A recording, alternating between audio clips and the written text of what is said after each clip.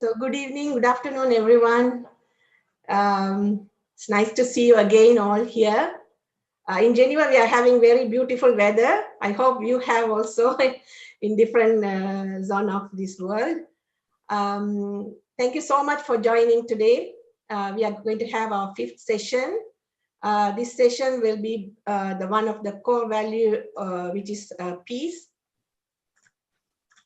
And we all work hard at our young age to get a peaceful life later. So I'm really waiting to hear more from Arunji today. So thank you, Arunji. Thanks again for giving us these beautiful, useful tips, messages. Thank you.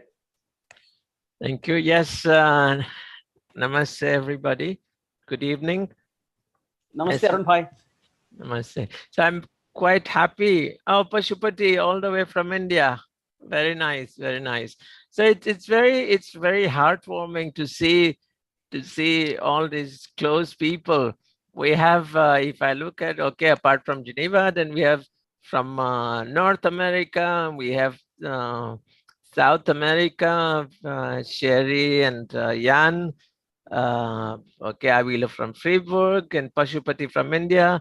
Subhash Madlani, my uncle from the UK, Dipti from Tanzania, and others, from Geneva. So very nice, very happy that I'm with you all. And this, I think, is basically what peace is all about, is that unity. So what exactly, how do we define peace? So first, let us look at the subtopics. Oh, and we have Brigitte Kashtan. Brigitte is from Israel. So welcome, Brigitte. So we have peace, we have sub-values, and that varies from, calm, attention, concentration, contentment, dignity, discipline, equality, faithfulness, focus, gratitude, happiness, harmony, humility, inner silence, optimism, patience, reflection, self-acceptance, that is, I think, very important, and self-control, self-discipline, self-esteem, self-respect, surrender, understanding, and virtue. So when we talk about peace, peace is something we find that everybody wants peace. Everybody. In all cultures, we find that.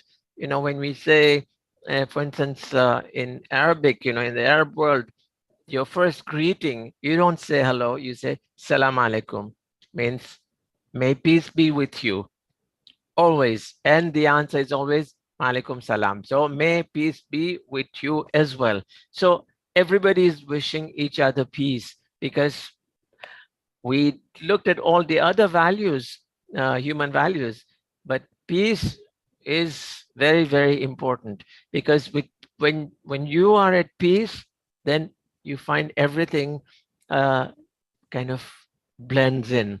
Like in all our prayers as well, we talk of Om Shanti, Shanti, Shanti. So that also we have to keep in mind, is that peace that is for the body, for the soul, and for the mind. So we're wishing peace everywhere. And when we have peace, then everything else can follow. Because when your mind is not at peace, then even love can become absent. Non-violence is absent. So peace is a very, very core value, and we need to have that peace. So we have peace. There are two kinds of peace. You have internal peace and external peace. So internal peace, as I just said, peace for the body, for the mind, and for the soul. So those are internal peace. But external peace is also important when you have peace all surrounding you. And that also is quite important. And unfortunately, it is not automatic. we have to work for it. You know, when we were born, again, I refer to the same thing, that we could not walk and we were taught how to walk. Same thing, peace is not automatic. As a child, you know, the mother will give a lot of love, lot of peace to the child, but then that has to be maintained. It doesn't come automatically. So we have to work for it.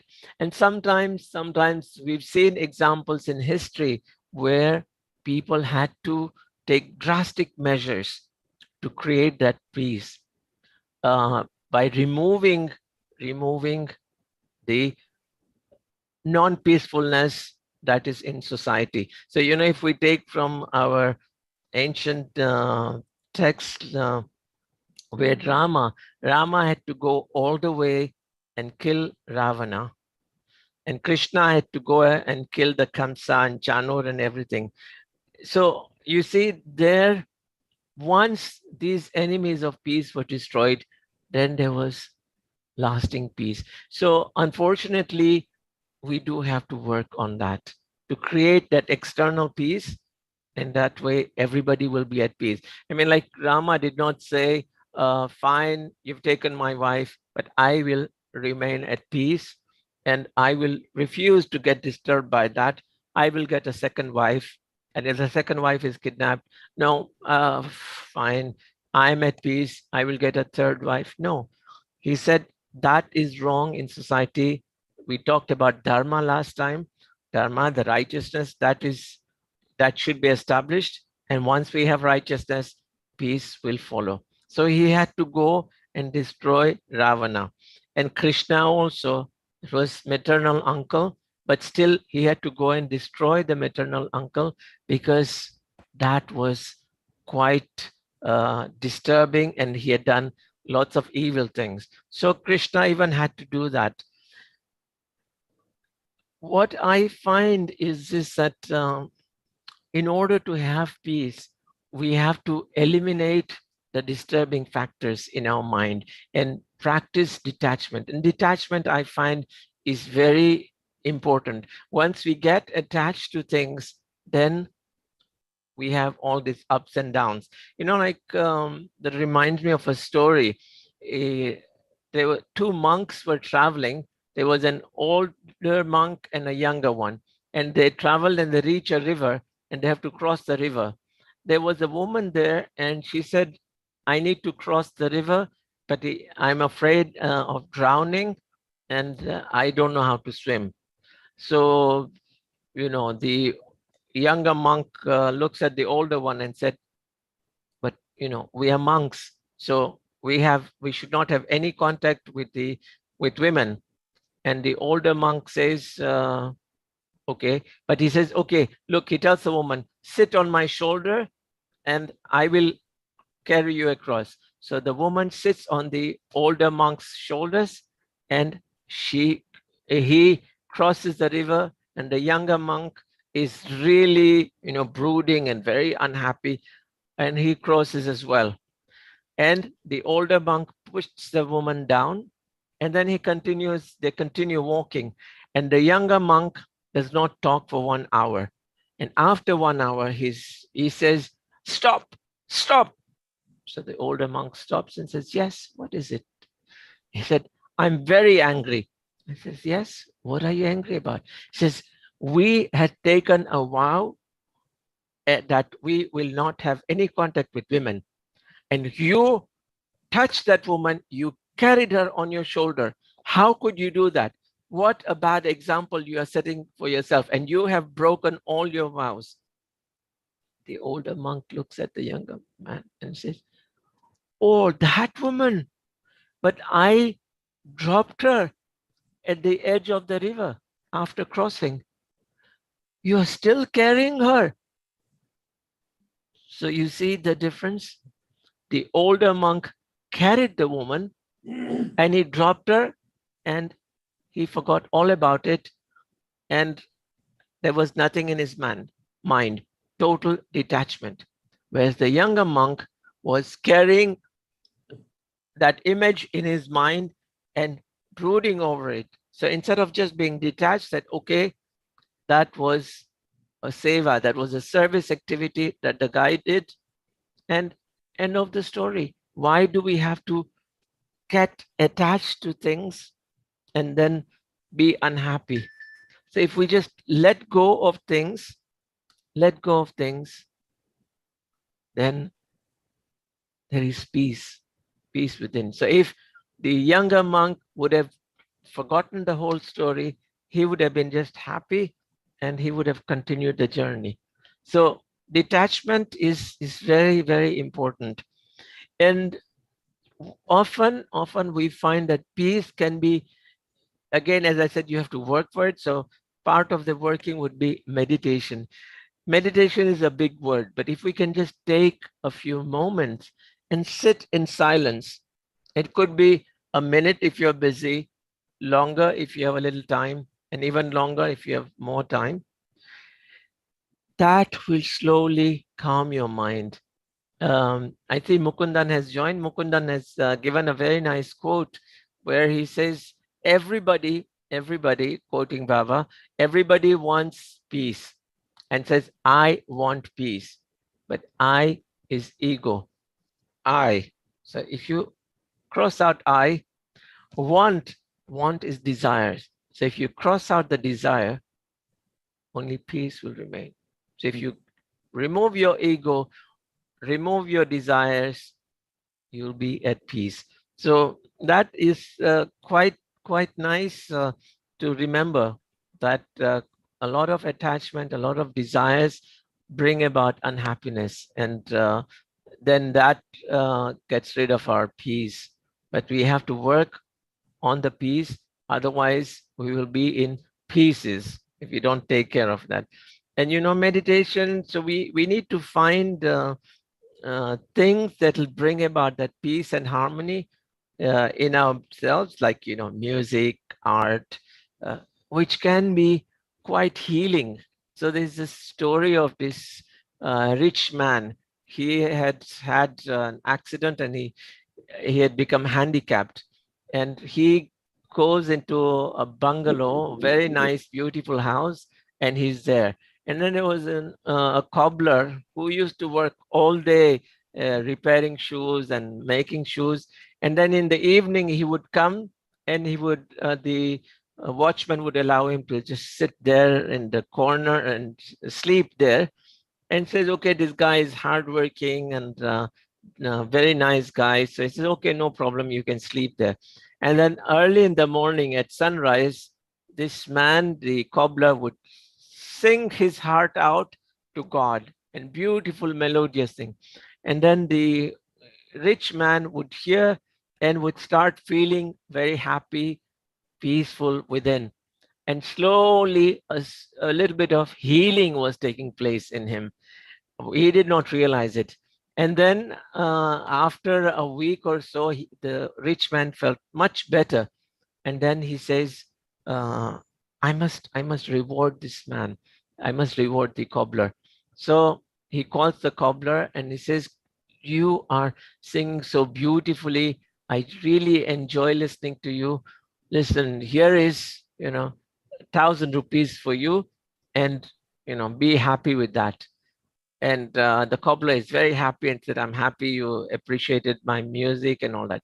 Then the cobbler goes away, and next night he comes, and in the morning, the rich man wakes up and he hears even more beautiful music, and it was so soothing, so soothing. And then he says, something special is taking place. Now you see, one, that music had helped the rich man, but also what had happened was that because of his kindness, a healing had taken place, and he could suddenly start walking. And he walks down to the cobbler and he tells the cobbler, look, uh, your music was more beautiful than before. And the cobbler says, look, here is the money you have given me. Now I cannot sing uh, anymore because my mind is all the time on the money. And I need to sing only for God, because if I sing for money, then that devotion will go away. So again, we see an example of detachment. that he wants to be detached, and it's not the money that will bring him happiness, and just that love for singing for God. So he gives the money back. And then, and he said, this is why I did not sing. So at that point, the rich man walks back and he says, so what happened? Here I am. I heard this beautiful music. So who was singing? Who was singing there? So question that must ask himself how he got cured. So last time we had talked about using the tongue, and the tongue can bring you either sticks or sweets. Okay, sticks or sweets. So if you use your tongue badly, you can end up getting sticks. People will beat you or insult you or whatever. And if you talk nicely and softly and sweetly, people will be willing and happy to serve you sweets. So it's how you say it, how it's important, because sometimes we tend to say, let me be frank and let me just say it.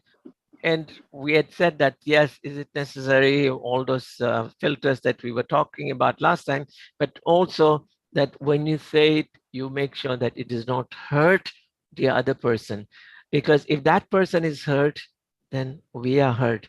How can we live? Because we talked about internal peace and external peace. So internal peace is also dependent on external peace. So if externally you see your brother or your sister is unhappy, how can you be happy within when you know that the other person is unhappy? So that person does not have peace. So that your inner peace is dependent on the external peace. So let me share you another nice story to give you an example.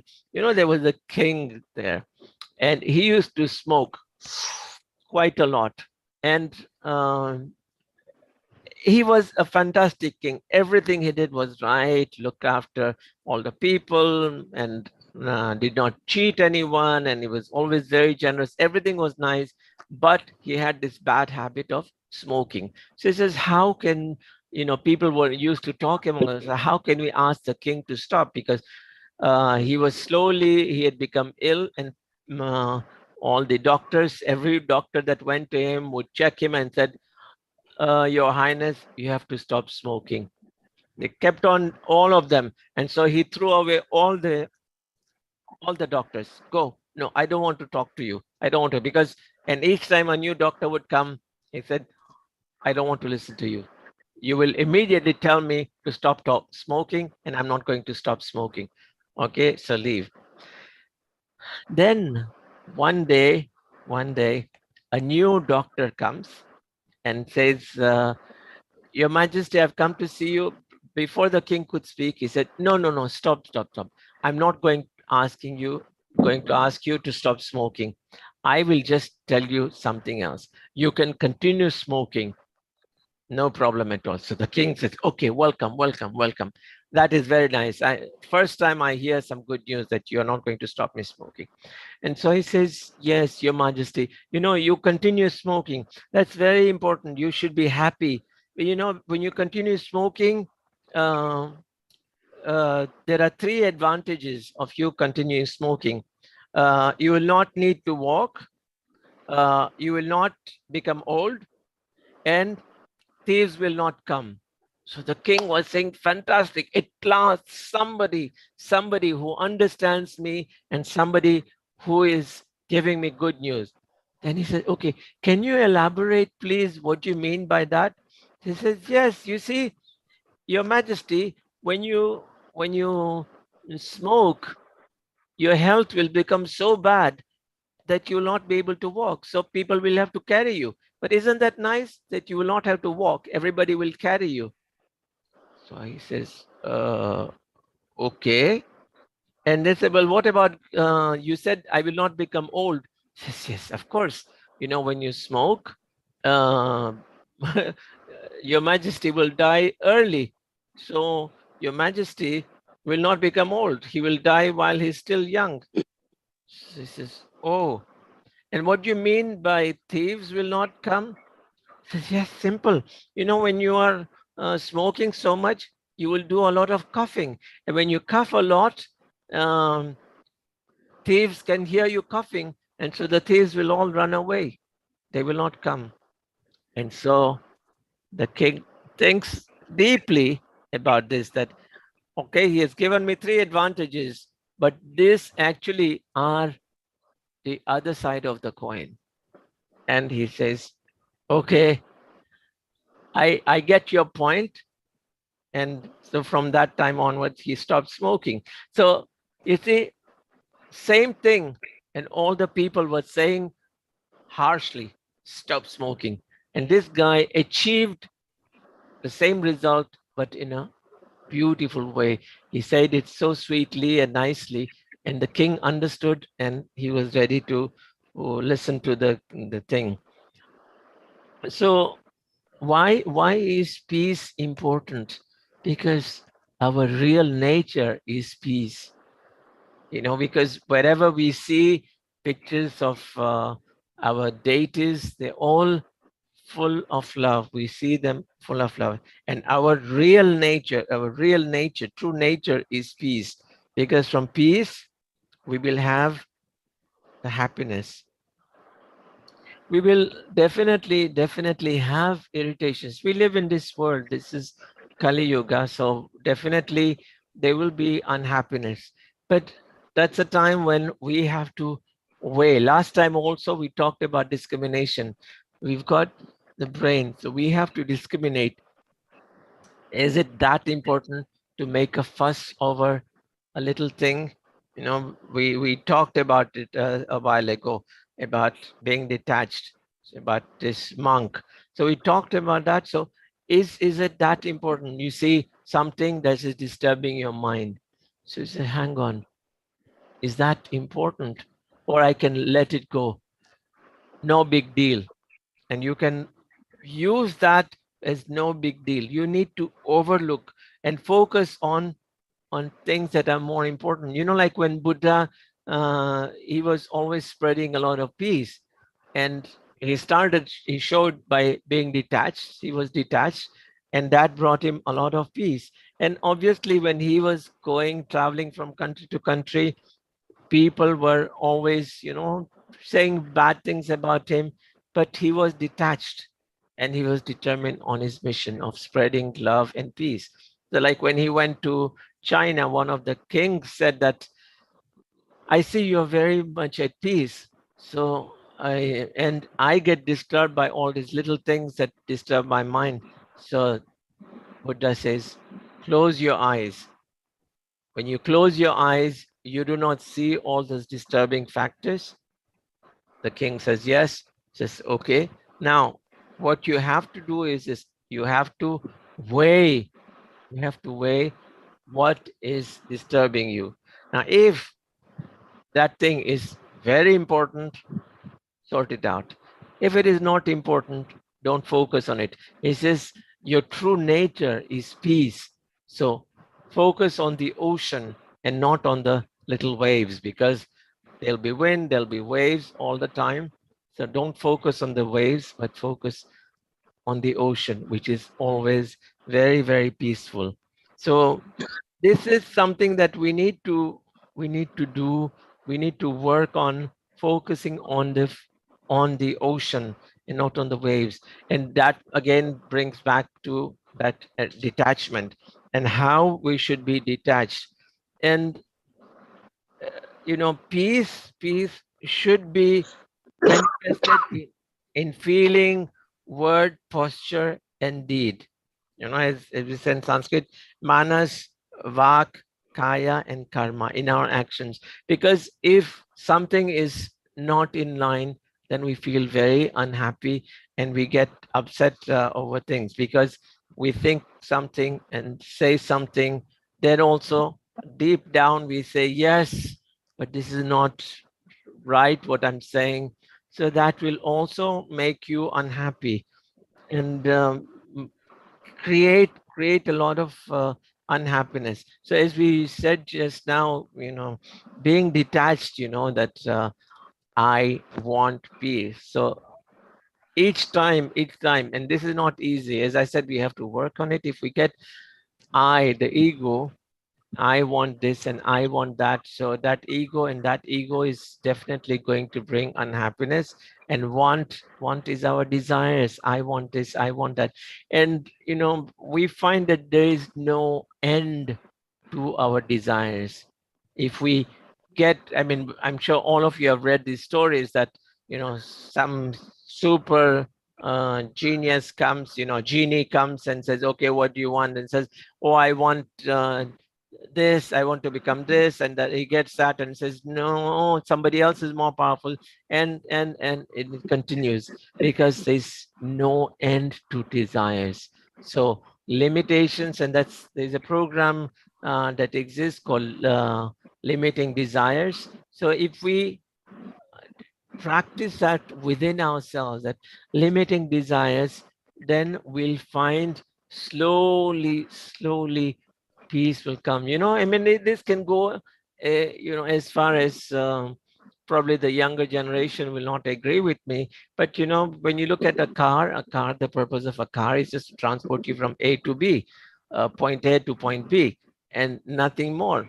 But, I have this car, but I want something better.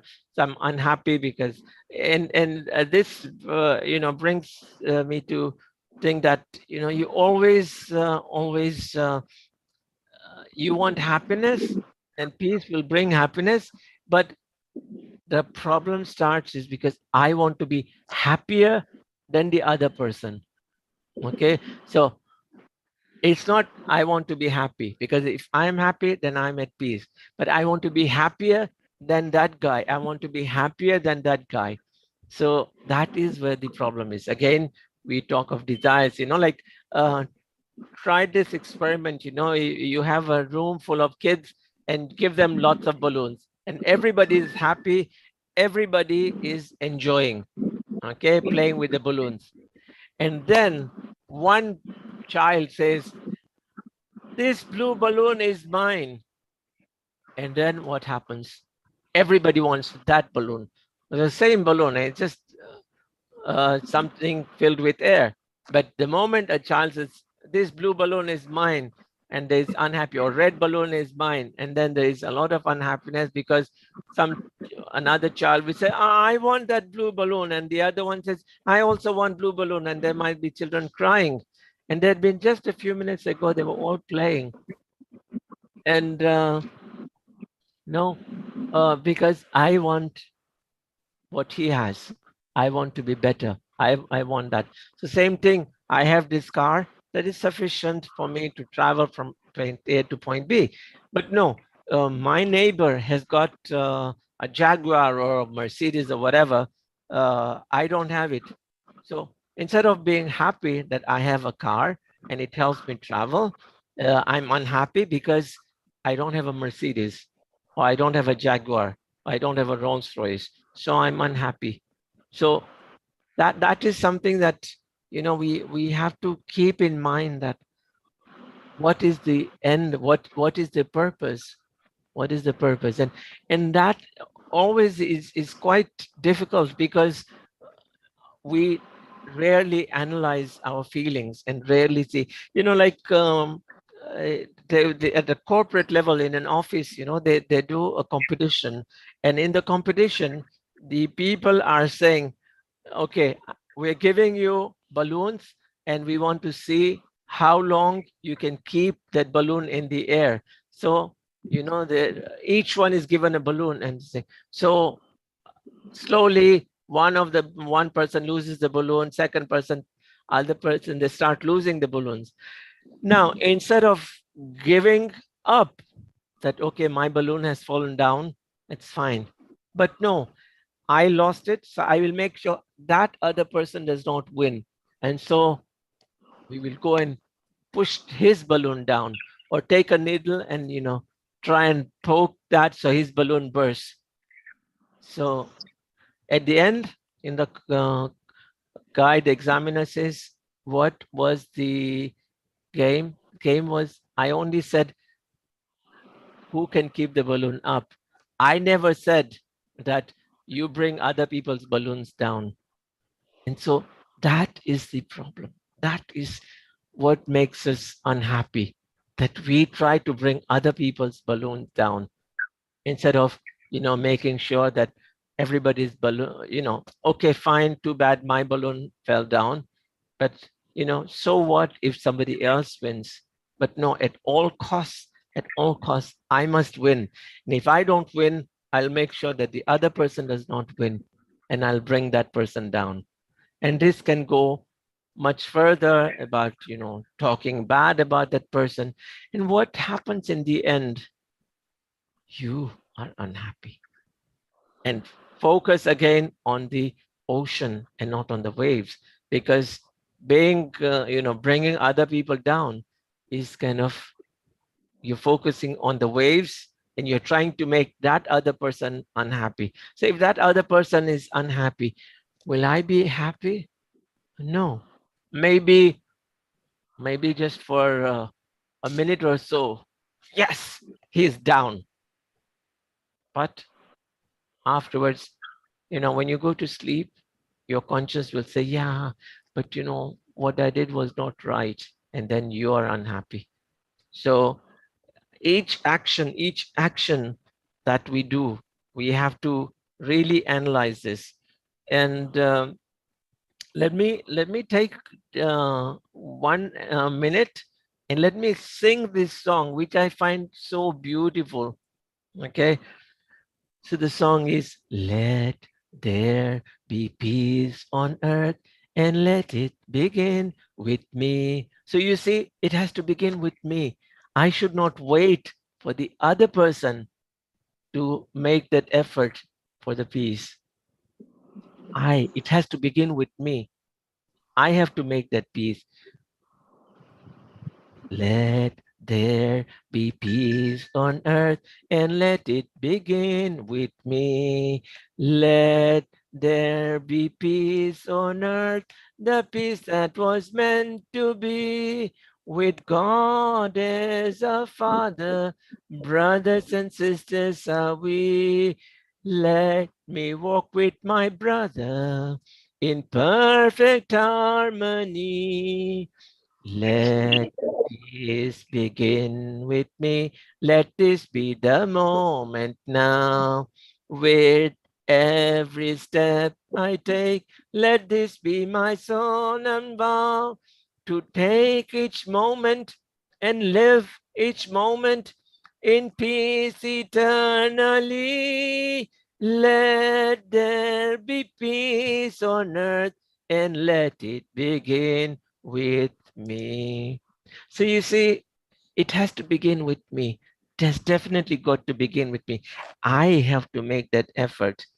And, if I don't make that effort, then nobody will.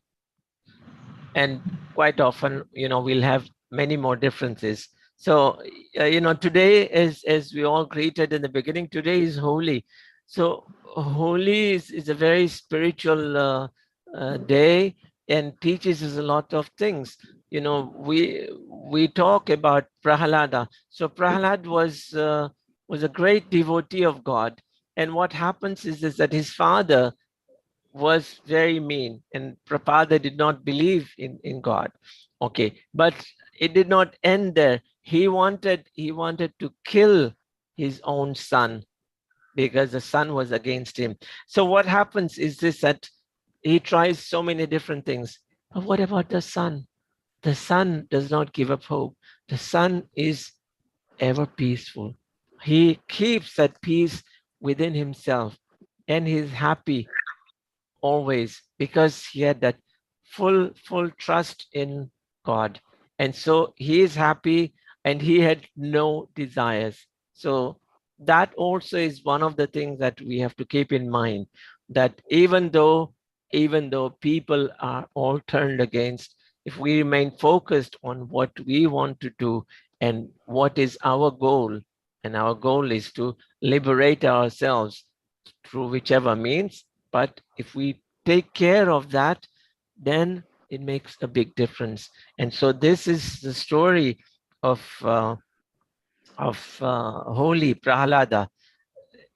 So we have to, as we said initially, we have to always analyze and see, are we getting attached to desires? Are we attached to ourselves, our own ego? Or are we learning something every day from different things? So, you know, wishes, talking of desires, wanting, want. Uh, I'm sure you all have heard of this story about, you know, there was a guy who was always asking something or the other and praying every day. I think I know. I'm sure most of us are guilty of that. Maybe not all, but most. That we go on asking God, please give me this, please give me that, please give me that. So one day, you know, God is a bit annoyed. He says, you all the time you're asking for something. Okay, I will grant you three wishes and no more. So he says, okay, I'm going to ask, make my first wish. My wife is always fighting with me, so I want her to be dead. And the wife dies.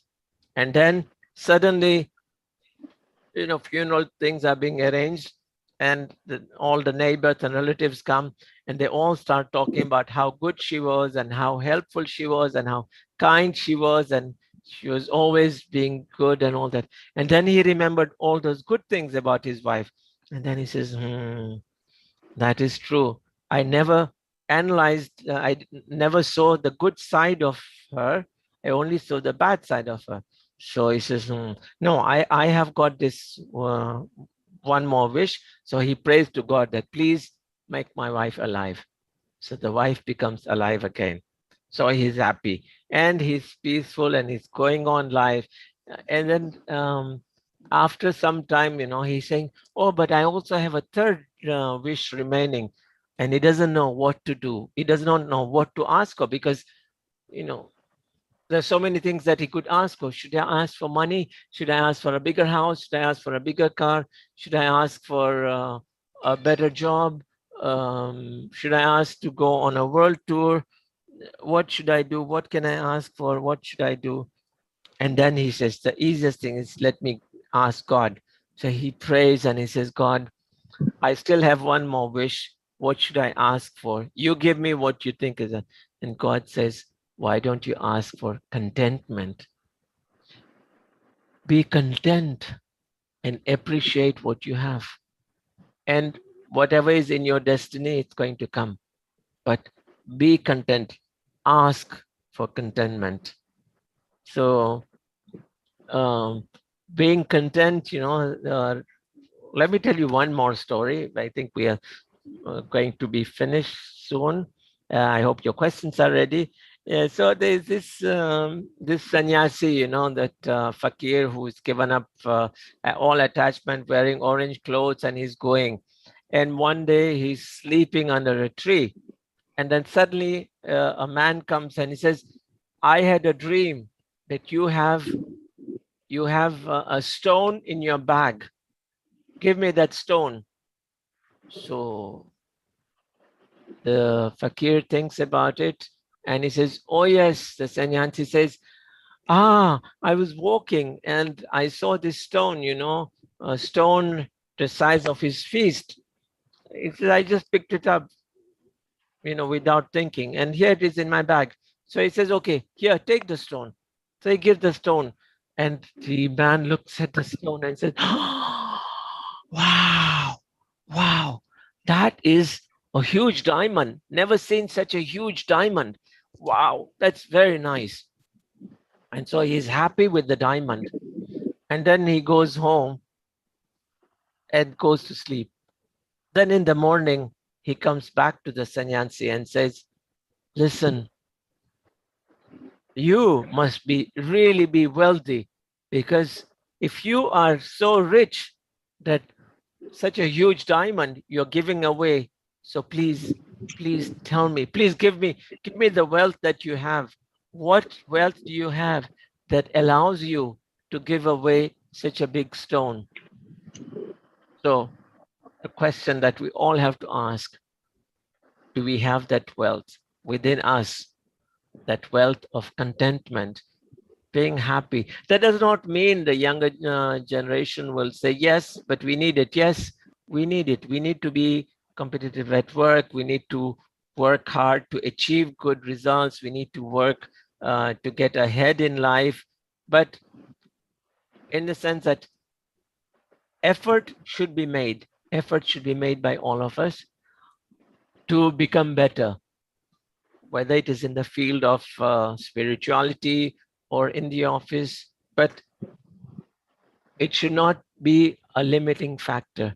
It should give us that uh, open mind that I need to get there, but I made an effort, and if I don't succeed, it's not the end of the world. And try again. So, like spirituality, we need to move ahead. And while we are working in our professions and getting ahead in life, professional life, but it should not stop us also to developing our spiritual life.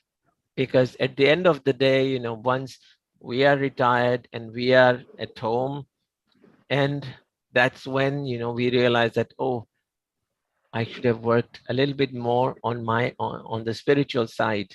And that happens especially when we are closer to leaving this world. So that is something that we need to also constantly keep in mind and try and develop ourselves spiritually.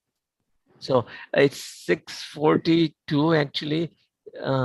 We had said that we would stop around this time to give people to share their experiences, their questions, comments. So please.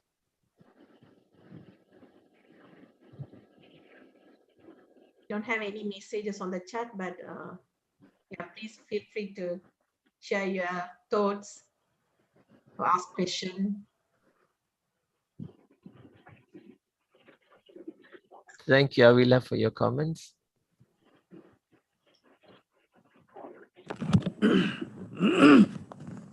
So Avilo I talked to Avilo yesterday, and she was talking about somebody who was, let me put it this way. He was somewhere and he asked for directions, and the other person told him that go take the first right and then the second left and whatever.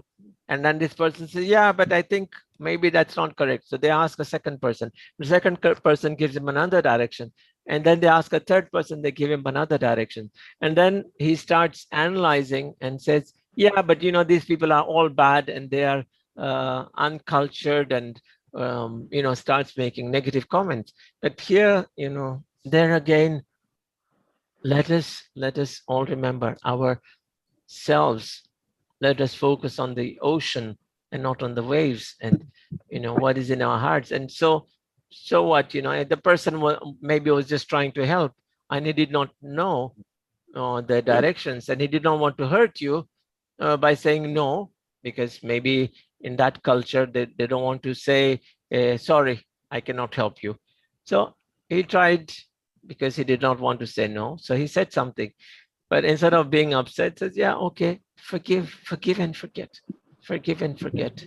You know, ego gets and forgets, and a generous person will gives and forgives. So let us learn that about giving and forgiving, and focus more on the ocean instead of focusing on the waves. So Vijay Bhai, you were going to say something? No, I was just going to say that this was very nice, you know, but the hardest part, and we know all these things, you know, but the hardest part is the detachment, you know, and then comparison. You know, when you live in this world, it's so hard, you know, that everybody compares with everybody else. So for you to not to compare, it becomes almost impossible, you know. It's true. Yeah, I know that we have to try. We do it in some cases, you know, and I think we are on a better path, you know, than a lot of other people. But still, it's extremely hard, you know, because everywhere you go, there is a comparison. Even the students, you know, in the school, that they cannot just study, you know, no, I got to have, you know, the better marks than somebody else, you know, or I mean, everything is like that, at work, the same thing, that, hey, I got to be better, so I'll get a better raise, so we all compare, we all do that, continuously. And detachment is even harder, that we get so attached to things, which doesn't make any sense at all. But still, instead of looking at the glass is half full, we look at it's half empty, and we keep on, continue the same journey, which is really hard, but still, we have to try. Yeah, I agree. Absolutely. I agree with what you're saying. But here at this point, if we just stop and say, yes, I need to compete. I need to be the best, not better than him, but I need to be the best. And I give my best. And if, I always looked at it that way, that if the other person gets what he gets, we have to have that contentment and detachment that something better has been planned for me. I agree with you. That's very good. Yes. Yeah. I was just going to say, after Vijay said, I said the answer or solution for that is santosham, santosh. Because that's ultimately, when you have that satisfaction or santosham, and for everybody's progress, you just, you are happy for them. And ultimately, that is what will give us the peace. So then those questions will not arise in us about comparison in a jealousy way or any other way, but you will try your best and just leave it up to Swami. And the santosh, the satisfaction we'll get by doing that, that's what will bring us the peace, Sai Ram. Beautiful, beautiful. That is the kind of the cherry on the cake. Contentment or santosham. If we have that, then that brings unlimited peace. Any other comments?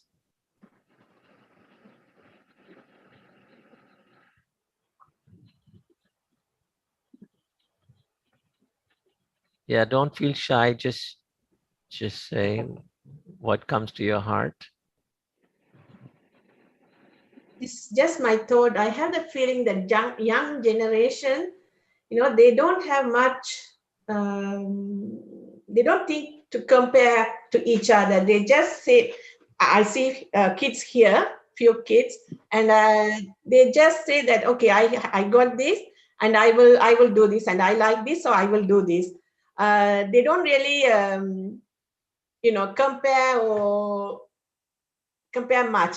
I saw in few kids this, so I hope the next generation will focus more on what they can do better, and the world will be really nice to live. I hope. Yeah, I agree with you. I really think that's true. That the younger generation, they just try hard and they just do whatever they can do. They don't compare as much as we did. Yeah. Yes. Yeah, but I would say that there are still, even in this day and time, there are people, even younger generation, who would not hesitate to, and we see some of the films also that way, that they would not hesitate to really, really, hurt the other person so that they advance. Or maybe Damayanti, maybe what you're saying is that the younger generation, but then as they become older and then the pressure increases, work pressure and everything, and all that peer pressure, and then that change comes into them, and then that's when they start being more, some people take drastic measures, and we've read stories about killing people, killing in order to get ahead in life. So yes, unfortunately, but again, if from a younger age that focus is kept, it does help. It does help having that contentment. Yes. Yeah, as we all said, that it's not easy, even though we know that we have to be happy, we shouldn't hurt others, but somehow we do that. So, and then, at the end, as you said before, we go to bed, we think about it, and we we are restless, we don't sleep well. So it's hard, but I think meditation will help, yoga will help. So Yes. we need to take efforts to go with, live with this. So, Yeah, like Sai has just now, sent a message on the chat, love all, serve all. So there is this story about this woman who is still, very rich, and she's very, very unhappy. And she, her husband has died, and everything is just kind of end of the world for her. And so she goes to the psychiatrist and says, "What should I do? I'm very, very unhappy, and I don't get happiness out of anything." And then the guy says, the psychiatrist says, "Look at this woman, she's cleaning the floor, and she's not getting paid for it, but she's doing it because she knows that there are lots of children passing here, and she feels that maybe they will slip. So she cleans the floor so that the children don't slip, and they don't get hurt themselves. So she's doing that to a service to society. And why don't you do that?" And then this rich woman says, "Yes, I was focusing on the outside, on the inside, kind of, I want peace." So actually, if I remove I go and give peace to others, I go and serve others, and then in the end, when I see somebody happy, I will be happy and I will have that peace. So service activity is, initially when we start, we realize that we feel that we are doing service, we are helping others, but then just over time, you realize that you're doing it for yourself, for your own self. When you serve others, you are actually serving yourself and you're making yourself happy.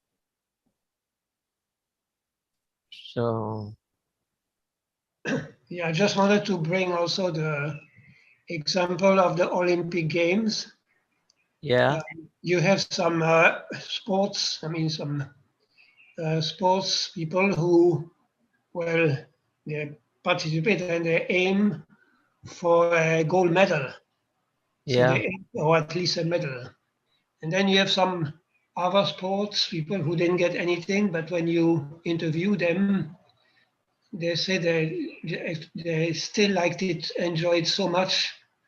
So on one hand, you have the sport people who go for the medals. That's, I would say, that's more like the waves. They concentrate on a race or a 100-meter and so on. And then you have the others who enjoyed the whole event, which is more like the sea, for me.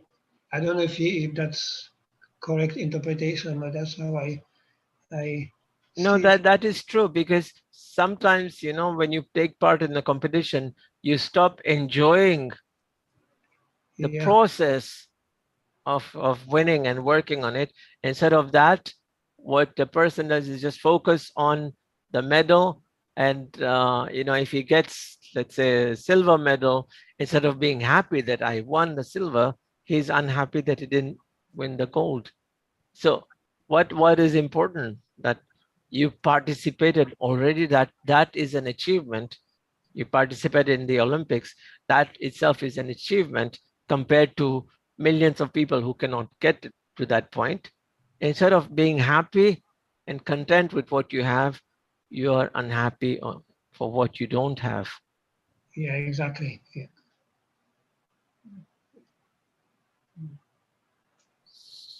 So Pramilaji has asked a question, made a comment. yeah, sealing of desires as teaching is a cultural trait. Is that the question? Yes, thank you so much for raising this. I think it is a trait which seems to be embraced by people everywhere, yet its methodology and practice differs. But this sealing of desire course, which, for example, Arun Bhai has been giving, and in Satya Sai group, we get it. Similar, is it possible to say it is a cultural trait? I don't know. I'm just raising a question. it's common to everyone, but as a cultural trait. So what are the comments of other people? So the question here is that, we talk about sealing on desires, that cut down on desires. Of course, for the moment we cut down on desires, a lot of people might lose their jobs because the whole industry of fashion and industry of what you call the cars and buying and all that is run on these desires that I want, and I want better than my brother. So that, of course, is the question. But is it sailing on desire? Is it a cultural trait, or is it common in all cultures, or is it absent totally in some cultures? May I ask in a more humble way that individuals are always the key to provide to the culture examples, leadership, or support. But at the same time, culture provides the fabric on which every individual starts depending. And it is this culture, this habit, this practice, this solidarity of following rituals, discipline in a algorithmic manner, but culture sort of is nursing it, and individual is then embedded, and culture provides that beautiful setting. So I just am asking, is it a cultural trait?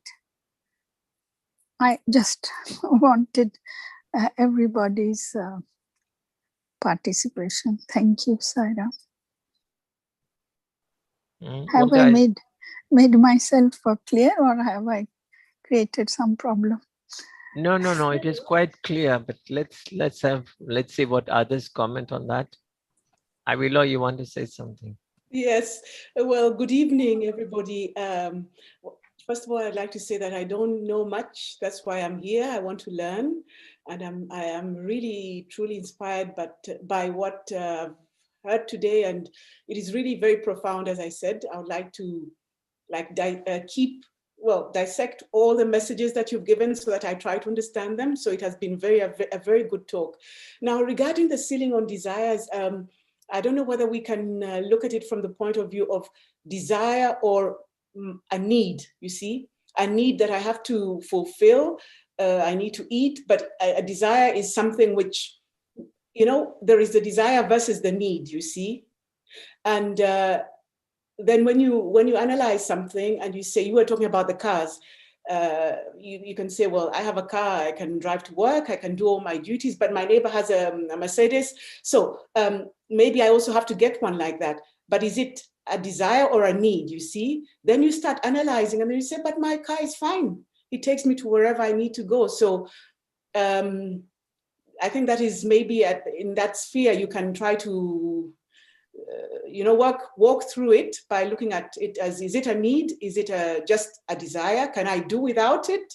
Or, is it absolutely vital for my existence, But I'm sorry, I cannot express better than that because I'm not very, what shall I say, eloquent in these affairs. That's why I'm very grateful for the teachings. But I think that's where the desire is.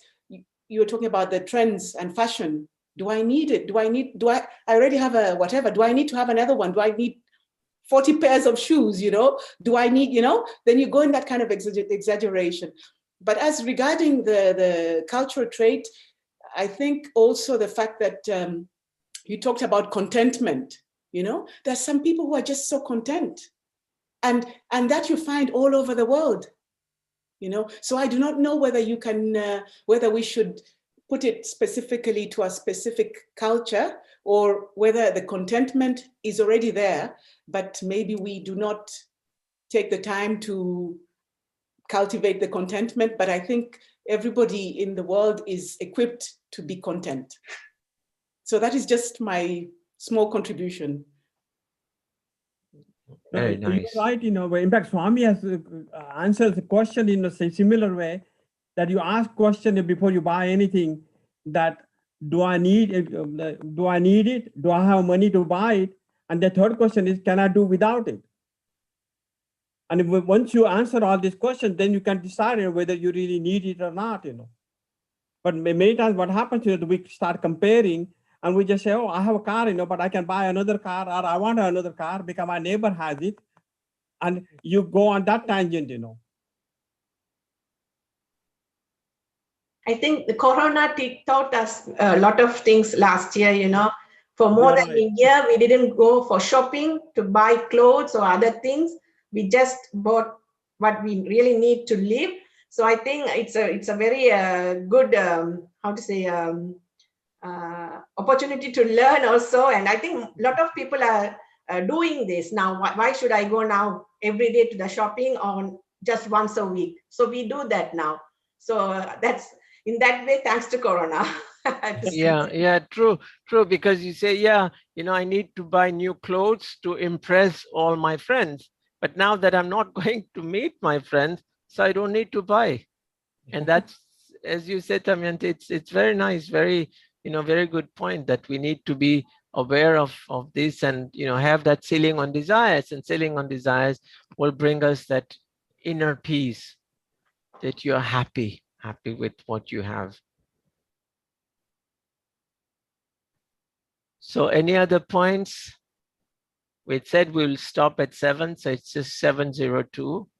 Yeah, Pashupati sir, you want to say? Your mic is muted. Yeah, I'm happy watching and listening to all views, especially my only one thing I'm struck with from the basic, to cut short the desire itself a desire.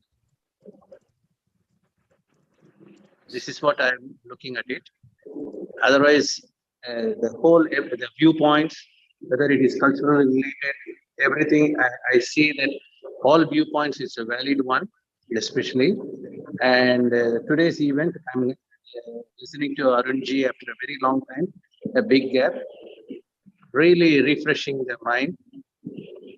And it's 10:30 here, by the way. He's in India. Yeah. So I'm just, my mind is full of awakening, and I'm thinking on all that point. Cut short desire itself a desire. I'm working on that. What is that desire? Good desire, bad desire, excess desire, all sort of things I am analyzing. So what desire to be removed immediately? This is where I'm going on. Otherwise, my side is I'm very happy to listen to this very good evening talk, and I'm eagerly waiting for the next episode topic, what Arunji is going to give us. I think, next topic will be non-violence. It's the 5th in the series. But I think Brigitte wants to say something. She's raised her hand. Thank you, Arun. I know it's late for you, but thank you for allowing me. Thank you. I enjoyed very much all your explanations and the beautiful stories. You talk so fluently about all these. Just I would like to stress what has already been said. Santosh, contentment is so important. And we know that there are cultures, very simple cultures in nature, who live in harmony with nature, that are very contented with what they are. And we know that our industrial societies where we live now, the Western world, has been creating all these artificial needs. Actually, all what is marketing, all what is publicized, advertised, we don't need. It is made especially to create artificial needs. And as it was just said now very rightly, thanks to Corona, we went back maybe to buying less, although unfortunately many people went on buying lots of things on the internet. So, but if we really take that opportunity to listen better, as it was very rightly said, what do I need Do I really need this? Can I live without it? Yes, that's what we said. And we know that also, just I wanted to stress that everything we buy that we don't really need hurts nature, hurts Mother Earth. Even the clothes, we are now more conscious of our, what do you call it, footprint, ecological footprint, that how much damage is made to Mother Earth each time we buy some clothes, because it has to be, we know all the details. So also this, to live more in peace with ourselves, within ourselves, we have less needs, we cause less hurt to Mother Earth, and then it creates that peace that is connected with Dharma that you talked last time. If we live in peace with the alignment between the things we believe in, we think, we talk, we feel, and we do. So that creates a real contentment and inner peace. Thank you so much. I have also a message from Miss Sivagangai ma'am. Be contented with what you have. Comparing with others to improve oneself would be better. Thank you. I received or personally, okay. So yeah, that's why you don't see it. Yeah. Okay. Yeah, so we talked initially of human values in general. Then we talked about love, we talked about truth, we talked about dharma or righteousness, and today we talked about peace. So the fifth human value is non-violence. So that we'll talk in 2 weeks. I think it will be on April 11th. April 11th. 2 weeks of time. Okay. Yeah, April 11th, same time. So thank you so much, everyone, for joining today. And looking forward to see you in 2 weeks of time. Enjoy the spring weather. It's really nice in Geneva. So it's still, the sun is there. Yes, because we pushed the clock yes, 1 hour forward. So it's normally, it's 7 o'clock here in Geneva, but it's still nice and sunny. So longer days are coming. So wish you a very happy Easter next week. And not only happy, but peaceful. Thank you. Thank you, Arun bhai. Thank you. Thank you so much. Thank you, bhai. Thank you, Arun. Thank you. Thank you. Thank you. Thank you. Thank you. Thank you. Thank you. Thank you very much. Thank you.